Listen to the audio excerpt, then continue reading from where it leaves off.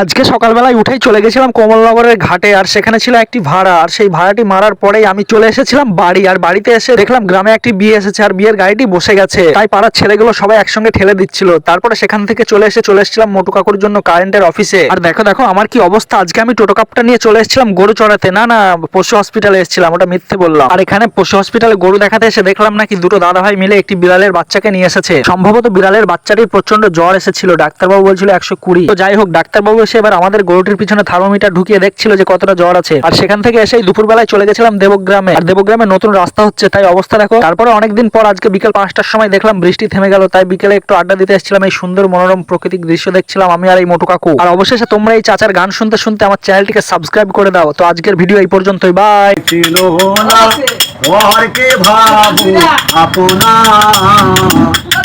আপন জনা তুমি ছিল না